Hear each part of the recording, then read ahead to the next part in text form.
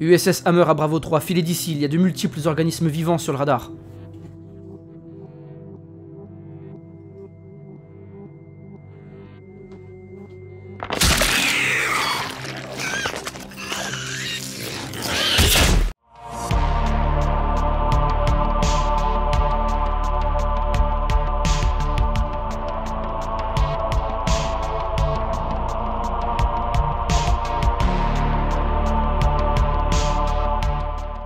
Salutations les amis, ici Naldurian et je suis ravi de vous retrouver aujourd'hui pour un nouvel épisode de ma playlist Alien, vous le savez, ma licence de cœur, côte à côte avec Star Wars quand même, il faut le noter. Mais voilà, Alien c'est quelque chose qui a bercé mon enfance un peu trop tôt, hein. Je vous renvoie aux épisodes précédents si vous voulez les anecdotes. Et puis aujourd'hui, c'est l'occasion pour moi de vous présenter quelque chose qui me tenait à cœur, encore une fois, sur cet univers-là. C'est une porte d'entrée idéale, j'ai envie de vous dire. Opéré par Marvel, parce que Disney a racheté la 20th Century Fox, tout ça, vous le savez déjà si vous avez visionné mes épisodes précédents. J'insiste quand même là-dessus, hein. Il y a vraiment une continuité sur cette playlist qui vous oblige, avec des gros guillemets, à regarder un petit peu les choses dans l'ordre, pour avoir tous les éléments de compréhension de l'univers, la continuité, etc., où s'inscrit telle œuvre, les dates importantes, hein. J'avais fait le premier épisode, l'épisode 0, où j'avais un petit peu remis l'église au centre du village en expliquant les lieux emblématiques, les planètes telles que LV426 ou d'autres, et puis les dates importantes à retenir quand même, hein, 2179, etc., 2142, Yen Romulus, bref, plein de choses importantes, et puis donc la dernière vidéo en date, c'était ma rétrospective sur le film, que j'ai trouvé très bon, que j'ai revisionné déjà là, juste avant la vidéo quand même, mais on ne va pas en tenir compte dans ce qui se passe aujourd'hui, puisque comme je vous l'ai dit, la meilleure porte d'entrée possible à l'heure actuelle dans les comics Alien, eh bien c'est ce que propose Marvel au travers de tous ces récits qui commencent par Alien, les liens du sang. Alors je sais que les plus fervents spectateurs parmi vous ont déjà vu mes épisodes consacrés à ce tome 1, puis à ce tome 2. Effectivement, à l'époque, j'avais pas la playlist dédiée Alien, et je faisais en fait des reviews que je mettais tout au même endroit, qu'importe les univers, qu'importe les licences, etc. Aujourd'hui, les choses ont bien changé, et j'ai à cœur que cette vidéo que je produis là tout de suite soit un petit peu le remplaçant des deux épisodes que je vous ai évoqués précédemment. En l'occurrence, on va aborder toute la trilogie de celui que je nomme Philip Kennedy Johnson, PKJ, c'est plus rapide de dire ça comme ça.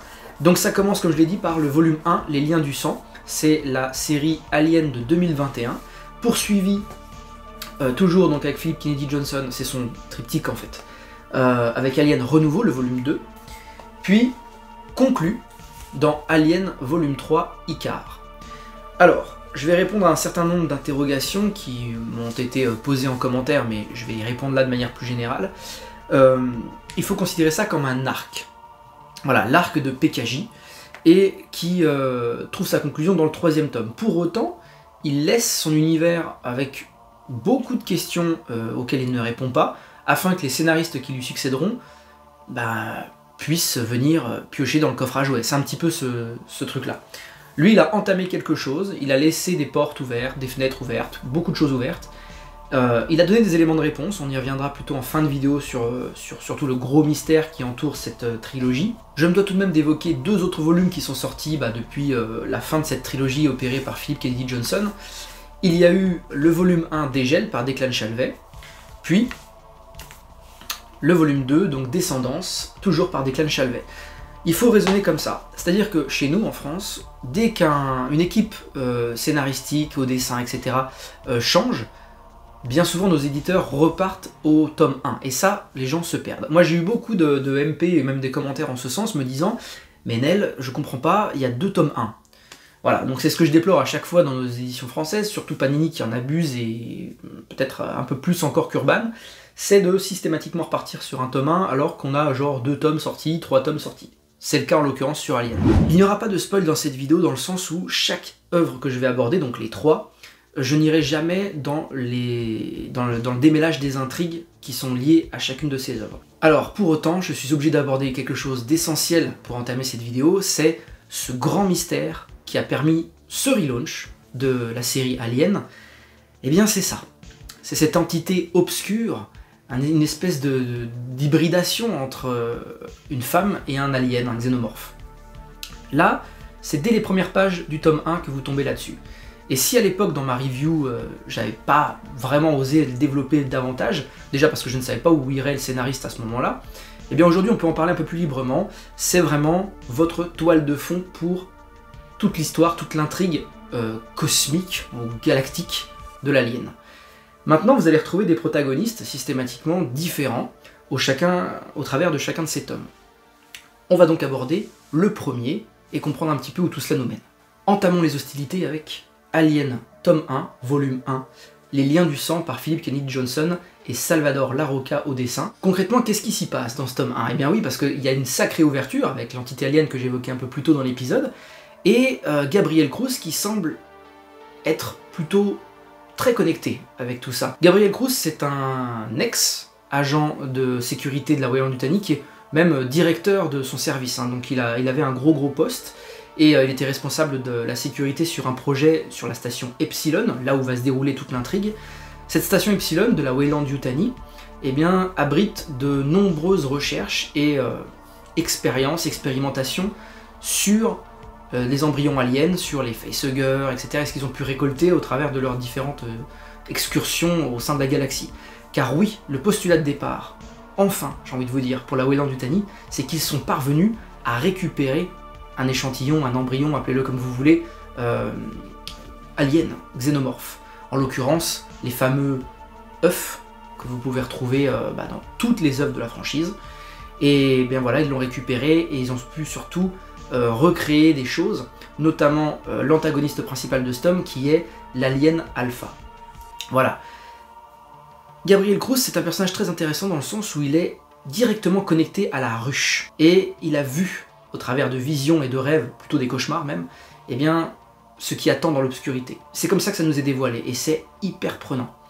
Gabriel Cruz, il a un fils qui ne partage pas du tout l'évocation de son père. Donc la Weyland-Yutani, son fils, lui, c'est le mal absolu.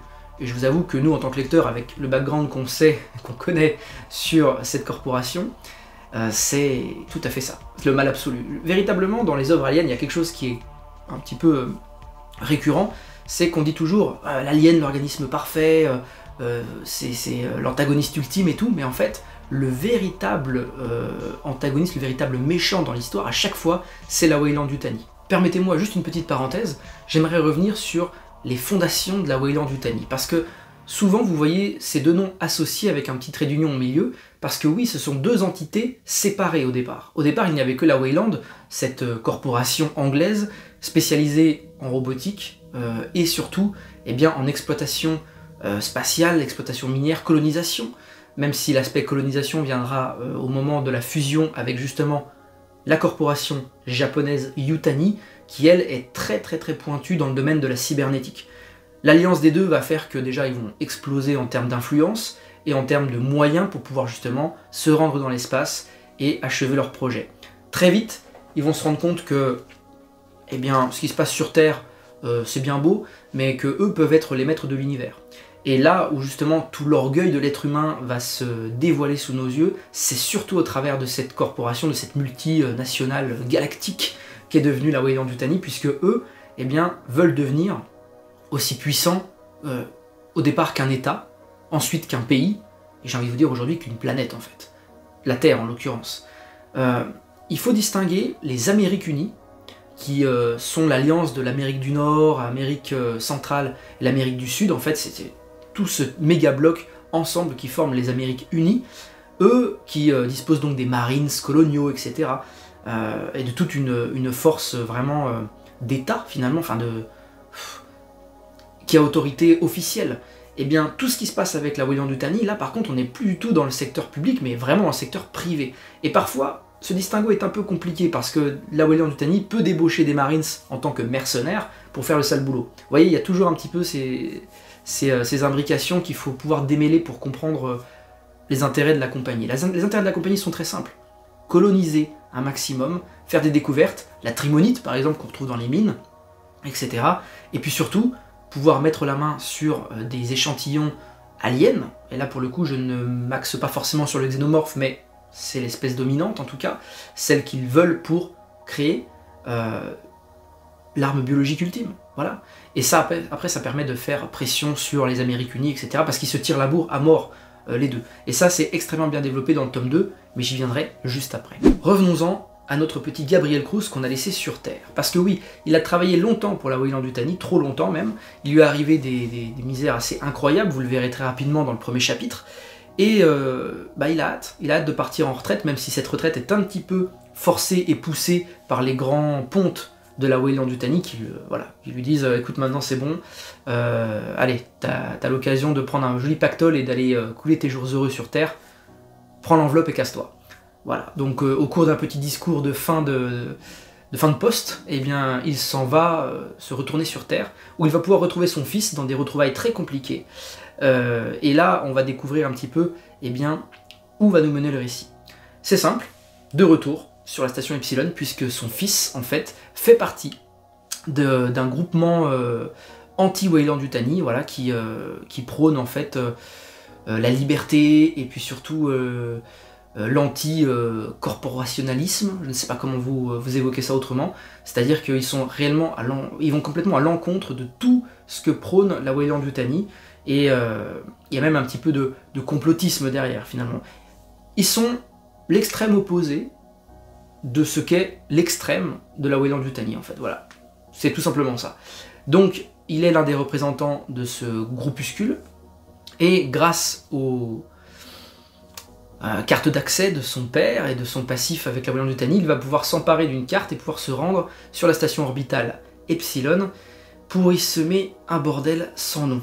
Et dès qu'il y a un bordel sans nom, il y en a un qui trouve toujours un intérêt à tout ça, c'est le xénomorphe. Le problème étant que sur cette station, comme je vous l'évoquais tout à l'heure, il y a un nouveau prototype, phénotype, dirait-on, alien qui s'appelle l'Alpha. Et l'Alpha a un lien très particulier avec Gabriel Cruz. Et ça, c'est à vous qu'il appartiendra de découvrir comment, pourquoi, etc. Donc cette entité alien qui est dans l'obscurité, qu'on a évoqué tout à l'heure, qui est un petit peu ce mystère de toile de fond, eh bien, va tranquillement se diluer au fil des pages pour revenir sur quelque chose de plus classique, nous concernant, nous en tant que lecteurs, sur l'intrigue qui se déroule, mais pas dénué quand même d'importance pour la suite. Parce que ce Gabriel Cruz, il a un sacré vécu, et on le retrouvera d'ailleurs dans un épisode du tome 2, à l'occasion de l'annual de l'année de publication.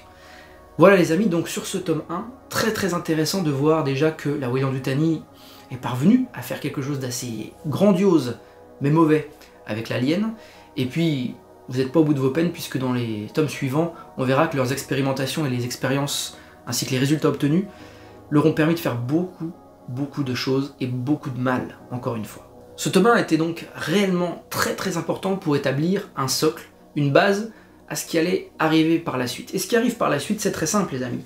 Il s'agit de ce tome 2, Alien Renouveau, le volume 2, que j'attendais encore plus, surtout au regard de tout ce qui s'est passé dans Les Liens du Sang. Et ben en fait, on est pris un petit peu à revers, puisque ça se passe 2 ans après, là où Les Liens du Sang se passaient en 2200, celui-ci se passe en 2202, 2 ans plus tard. Et vous allez arriver donc avec une équipe assez surprenante. Je parle des protagonistes, puisqu'on va retrouver en fait un groupe religieux qui a établi son camp, sa petite ville, sa petite commune, sur une planète qu'on appelle la lune d'Eurydice. Cette lune a une particularité, c'est qu'elle leur a été attribuée par les Amériques Unies, d'où le fait que je vous ai fait tout ce laïus entre les Amériques Unies et la Weyland-Yutani. Les deux sont opposés. On parle d'un groupement de pays versus une multinationale extrêmement puissante. C'est ça qu'on est en train de... Les forces qui s'opposent, c'est celle-ci. Et en fait, les Amériques Unies ont dit à ce groupuscule qui s'appelle les Fillers, eh bien, c'est simple, on vous attribue cette lune, vous y faites ce que vous voulez, du moment que le processus de terraformation qu'on finance, eh bien, vous puissiez le mener à terme, le superviser.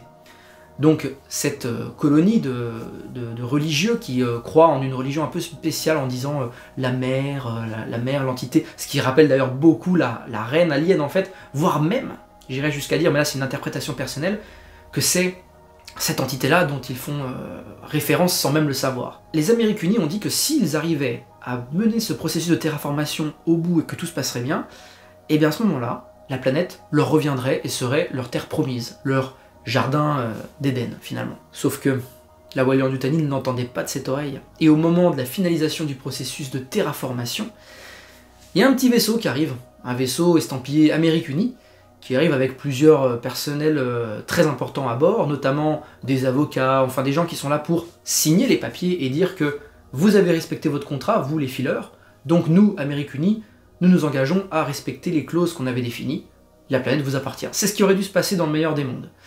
Sauf que dans Alien, il n'y a aucun monde meilleur, rien du tout.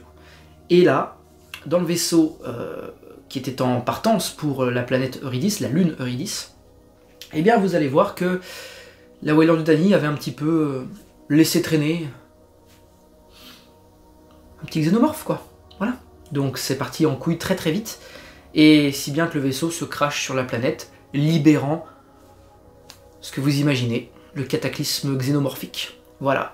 Et là, on a quelque chose d'assez original, c'est que c'est des paysans qui vont affronter des foutus xénomorphes. Et ça, j'ai trouvé ça plutôt sympa. Surtout que, systématiquement, et là, je peux refaire un petit parallèle avec le tome 1, c'est que ces tomes m'ont surpris dans les intrigues.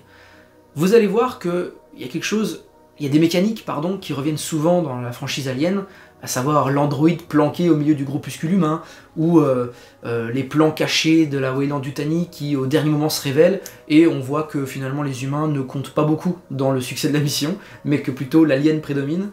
Toutes ces pirouettes classiques de l'univers Alien sont reprises dans ces tomes, mais magnifiées et sont surprenantes. Et là, vraiment, on dit, mais non, mais c'est antinomique, si c'est quelque chose qui est récurrent, comment ça peut encore nous surprendre? Et bien dans la manière qu'a eu Philip Kennedy Johnson d'introduire ces différents éléments.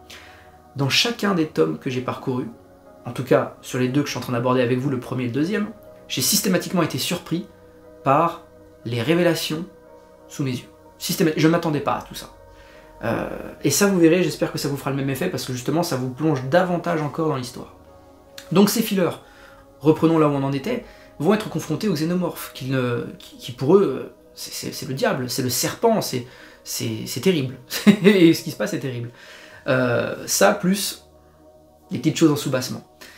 En toute fin de récit, on a un élément de lore sur l'univers Alien, donc qui devient canonique, puisque maintenant ça appartient à Disney, donc Marvel se charge de l'édition, vous le savez. Eh bien, c'est que lorsqu'un être humain dispose de gènes, ou en tout cas d'une maladie, ou quelque chose qui l'affecte d'assez rare, d'un peu spécial, eh bien l'implantation alien devient impossible. Et ça, c'est plutôt intéressant. Voilà, ça rajoute un élément sur la compréhension de comment l'alien peut parasiter les espèces vivantes autour de lui. Voilà, donc je ne vous en dévoilerai pas davantage sur qui est concerné et comment ça se passe, mais sachez en tout cas que ça arrive aux oreilles de la Weyland-Yutani, et que la personne en question, sujette à cette maladie ou malformation, appelez-la comme vous voulez, rarissime, qui empêche l'implantation de l'alien, ça les intrigue et ça les intéresse fortement, si bien que on comprend que ça devient une cible prioritaire. Voilà. Est-ce que cela alimentera leur recherche par la suite? Est-ce qu'ils parviendront à faire quelque chose avec tout ça? Et bien justement, le tome 3 nous apporte quelques éléments de réponse. En toute fin de récit, lorsque les fillers et les xénomorphes trouvent leur conclusion, on a un petit épisode spécial, un annual, vous savez, c'est quelque chose d'assez récurrent dans les comics, même systématique, qui vient un petit peu clore une année sur une série. Et là, on retrouve Gabriel Cruz en 2193, donc bien avant 7 ans, avant les événements parus dans Alien et Liens du Sang, donc le volume 1, et on apprend un petit peu comment s'est passée sa vie, loin de sa famille, au contact du xénomorphe, et puis son travail pour la Weyland-Yutani, qui a toujours été très critiqué, et très critiquable, surtout là qu'on voit exactement ce qu'il devait faire pour eux. Et on a le retour d'un personnage, je vous le dis, c'est un retour que je n'attendais pas, parce que je le déteste, c'est Ash. Ash qui revient, mais pas comme vous le pensez, qui revient sous une conscience, une IA, et qui n'a pas du tout changé dans les plans et dans comment mener à bien ses plans pour la Weyland-Yutani. Voilà, donc cet annuel, je l'ai trouvé très cool, ça se tient en quelques pages, et ça apporte un peu plus de background à Gabriel Cruz, que je trouve être un élément très important et même moteur sur cette série Alien, même si on ne le retrouvera pas plus tard. Nous approchons donc de la conclusion de cet épisode, et en parallèle de la conclusion de la série débutée par Philip Kennedy Johnson avec le volume 3, fin de ce triptyque assez haletant, hein, et surtout très hétéroclite dans la proposition. Icar. J'aime beaucoup ce tome-là, parce que je trouve que c'est celui qui a le parti pris le plus original des deux autres. En fait, on ne va plus suivre des humains. On ne va plus suivre des humains dans lesquels on a camouflé un petit cyborg, enfin un androïde, pardon. Cette fois-ci, c'est une équipe d'androïdes qu'on va suivre. Ce groupe, c'est plus qu'un groupe. Ça a d'abord été une escouade au service de l'armée, pour des missions très spéciales, très dures, dans des territoires où l'être humain ne pouvait pas se rendre, dans des missions que l'être humain ne pouvait pas mener à bien sans des pertes colossales. Donc ils ont bossé pour les Amériques Unies, et même plus globalement pour les Systèmes Unis. Alors les Systèmes Unis, j'en ai pas encore parlé, mais c'est simplement en fait, comment on pourrait dire, l'annexe galactique de ce que sont les Amériques Unies sur Terre. Ben voilà, vous prenez plusieurs systèmes, des groupes de planètes, et ça forme les Systèmes Unis, voilà. Donc c'est toujours avec une consonance gouvernementale liée à la Terre. On n'est donc pas avec la Weyland-Yutani, c'est ça que je cherche à vous dire. Donc cette escouade s'appelle l'escouade d'acier, elle est très connue pour de nombreux faits d'armes, des guerres menées au service de l'humanité, et ils ont souvent été, on l'imagine facilement, biaisés par les êtres humains qui s'en servent de jouets, d'outils en fait, tout simplement. Et le récit s'ouvre sur une nouvelle planète qui s'appelle Europa 5, sur laquelle ce groupe, cette famille maintenant, d'androïdes vivent mais super bien. On se croit un petit peu j'ai trouvé, dans Pandora, vous savez, dans... Bon sang, comment c'est ce film? Avatar. Bah oui, merci James Cameron. Et bien ouais, j'ai trouvé vraiment que c'était ça. Ils sont sur une planète très exotique, ils vaquent à leurs occupations avec vraiment une ambiance un peu rétro, chasse avec des arcs et tout. Enfin, on sent qu'ils sont trop bien là où ils sont en fait. Mais ils sont tranquilles, voilà, ils sont seulement quelques-uns, moins d'une dizaine. Jusqu'au moment où ils sont retrouvés par l'armée. L'armée qui débarque avec des armes paralysantes, donc pas pour les tuer, mais pour les obliger à les écouter. Ce qui n'est pas du tout une bonne idée, ça se passe plutôt mal pour les êtres humains à ce moment-là. Et ils vont finalement se faire entendre, et c'est leur ancien général qui était chargé de leur attribuer les missions auparavant dans le passif militaire qu'ils avaient au travers de l'escouade d'acier, qui va se charger de leur donner un petit peu les tenants et les aboutissants de tout ça.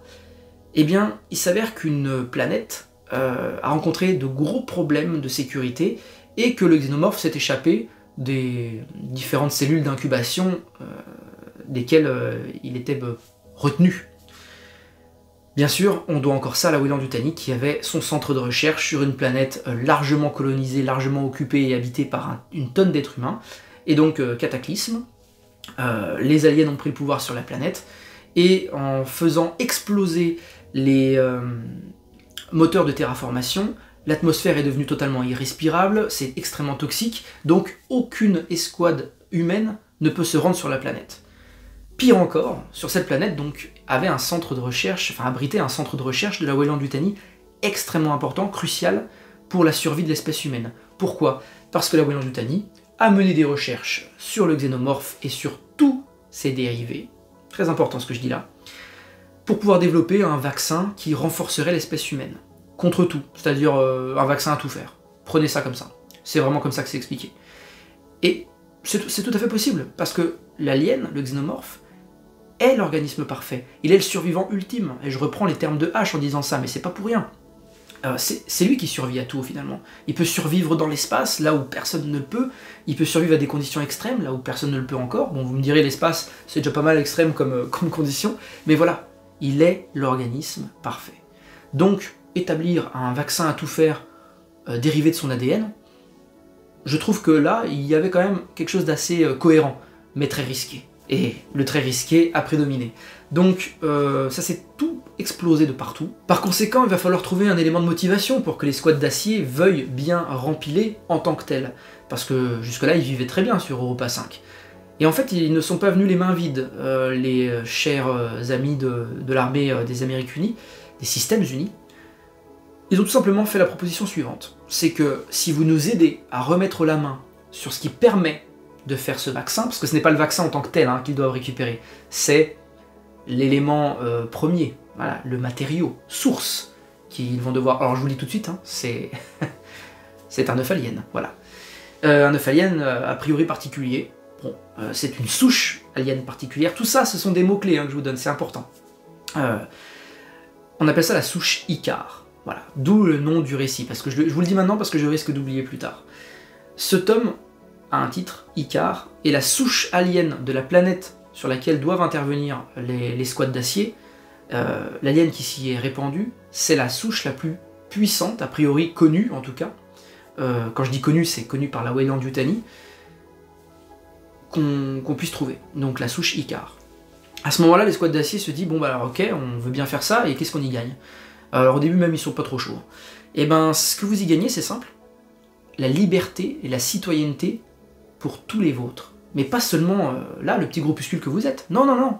Je vous promets que tous les androïdes existants pourront, s'ils le souhaitent, eh bien, avoir cette liberté, avoir cette citoyenneté et cette existence reconnue par les autres, par leurs pairs, mais aussi par les êtres humains. C'est pas rien. Et là, on trouve tout le cheminement classique, c'est on se sent investi d'une mission, mais qui nous dépasse en fait. Et là, je trouve qu'on retrouve justement un petit peu d'humanité dans ces androïdes, mais dans ce que l'humanité a de meilleur en fait. Voilà, c'est tous des Superman finalement, tous des Clark Kent. Donc ils s'en vont accomplir cette mission, et lorsqu'ils arrivent sur cette planète, eh ben, ils y découvrent des résistants humains, qui ont quelques masques à gaz et quelques malformations, enfin en tout cas quelques avaries physiques, parce que la vie n'est pas facile au contact de toute une populace de xénomorphes en colère. Et en fait, y a beaucoup d'autres choses, beaucoup d'autres malversations en soubassement qui se passent en fait. Ils ont, vous l'imaginez bien, été abusés, encore une fois, par les êtres humains, ça c'était classique, mais je vous laisserai découvrir au travers de cette lecture en quels termes ils ont été abusés. Parce que finalement, cette souche Icar est peut-être à l'origine. J'ai du mal à le concevoir comme ça, mais je vais vous laisser cette porte ouverte et puis cette question sans réponse. Est-ce que l'entité qu'on va vue dans le tome 1, donc au travers des cauchemars et des visions de Gabriel Cruz, cette espèce d'hybridation entre un alien et une humaine, n'aurait pas été le fruit d'expériences menées dans des centres de recherche de la Weyland-Yutani? C'est compliqué à y répondre, mais je trouve que ce tome 3 nous donne beaucoup d'éléments en ce sens. Alors, c'est complètement théorique ce que je vous dis là, mais je pense que l'être humain n'est pas le premier à avoir été mis en contact déjà de l'alien, ça c'est évident. Et cette entité n'est pas la même chose que, par exemple, n'aurait pas été créée de la même manière que le processus habituel d'incubation et de reproduction alien. On va les reprendre et on clôturera là-dessus. Donc ce processus de reproduction alien, comme je vous le disais, c'est l'œuf, le facehugger qui est au contact d'un autre, quel qu'il soit, être humain, un chien par exemple, un Alien 3, je vous renvoie à ça, ou tout autre animal qu'on pourrait trouver, et peut-être d'autres encore divergences, en tout cas variétés, qu'on pourrait retrouver au sein même de la galaxie. Et ça c'est important, parce que ça va amener du coup une pluralité des genres et des phénotypes de l'alien. À ce moment-là, on se dit ok, l'alien se reproduit comme ça et il fait sa ruche de cette manière. La reine alien, comment est-ce qu'elle est créée? C'est tout simplement un œuf qui a bénéficié d'un traitement particulier, très spécial, très prioritaire sur les autres, qui donnera naissance à une reine alien. Voilà, chaque reine alien a sa ruche, c'est exactement comme ça que ça se passe. Et sauf qu'on voit que cette entité est au-dessus des différentes reines de chaque ruche. On a l'impression que c'est elle qui est aux commandes, à la manière de... Voilà, je vous renvoie une œuvre que peut-être tout le monde n'aura pas la référence, mais Gears of War, la reine des locustes, que je vous mets juste ici. D'ailleurs, beaucoup de similitudes, c'est peut-être pas pour rien. Gouverne tous ces locustes, mais on voit que c'est aussi une espèce d'être hybride entre une humaine et un locuste. Là, moi j'ai eu le même sentiment. Le sentiment que cette entité est au-dessus de toute cette ruche et que la conscience collective émane d'elle. Ce volume 3, Icar, nous donne beaucoup d'éléments de réponse, mais sans nous dire que c'est la stricte vérité. Déjà, il y a un problème, c'est que ce tome 3 se déroule en 2217. Et si vous avez bien fait le calcul, c'est 15 ans après les événements de Alien tome 2 Renouveau, et 17 ans après Alien Les Liens du Sang, donc le tome Sauf que du coup, dans l'an 2200, lorsqu'on retrouve Gabriel Cruz, il a déjà ses visions et ses cauchemars de cette entité alien. Et dans le 3e volume, on retrouve un ersatz de cette entité. En tout cas, on comprend comment la première a pu être créée. Et vous voyez, il y a cette temporalité du coup qui est dissonante. Et moi, c'est là où je me suis dit, est-ce que ma théorie finalement tient vraiment debout? Mais franchement, il faut y voir quand même des imbrications et des cohérences. Déjà parce que vous avez cette image, je vous la mets déconnectée de tout le reste de l'intrigue pour que vous n'y voyez aucune forme de spoiler. Je trouve qu'il y a quand même des similitudes avec cette entité.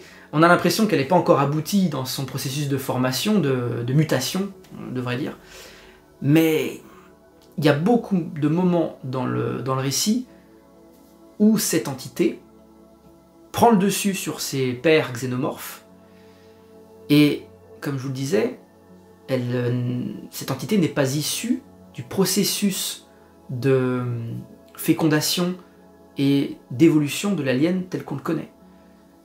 On est vraiment sur une hybridation du génome alien et du génome humain, et ça crée ceci. Voilà. Je pense vraiment que l'entité qu'on voit dans l'obscurité a été créée comme ça. Est-ce que c'est vraiment une humaine derrière? Est-ce que c'est une fameuse...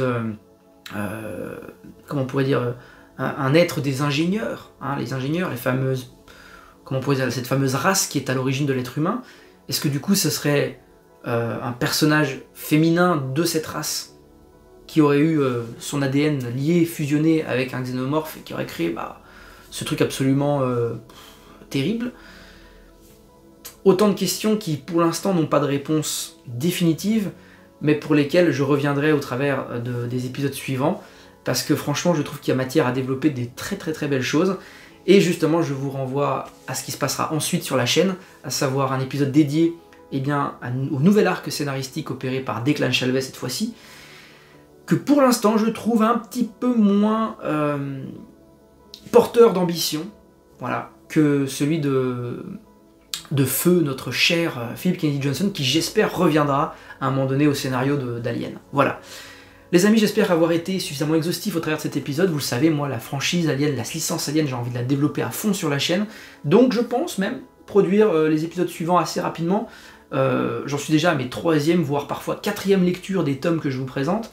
Ça fait beaucoup, mais je suis obligé d'y revenir pour ne rien oublier. Donc j'espère, encore une fois, que cet épisode est suffisamment complet. Et puis, je terminerai simplement en vous disant que si vous voulez vous lancer dans Alien, ça c'est une excellente porte d'entrée. Tome 1, tome 2, tome 3, Philip Kennedy Johnson. Puis ensuite, si vous le souhaitez, une petite pause et vous partez sur les omnibus. Alors là, grosse motivation, mais c'est exceptionnel. Chaque omnibus peut être pris indépendamment les uns des autres.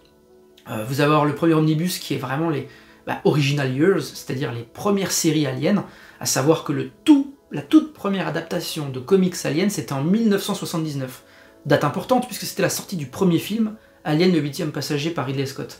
C'était tout simplement l'adaptation, je l'ai dit, du film, mais en comics. Voilà, donc ça tenait sur quelques pages, de mémoire une grosse soixantaine, voire 70 pages je crois, et c'était publié dans un magazine qui s'appelait Heavy Metal. Voilà, ça c'est pour l'anecdote.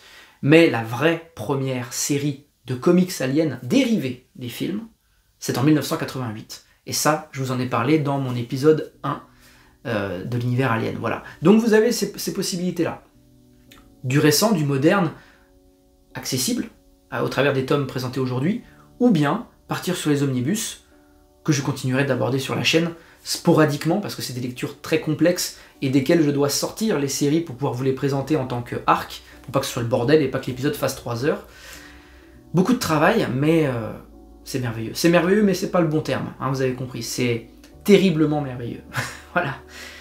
Merci à tous de m'avoir suivi, et puis n'oubliez pas que dans l'espace, personne ne vous entendra crier.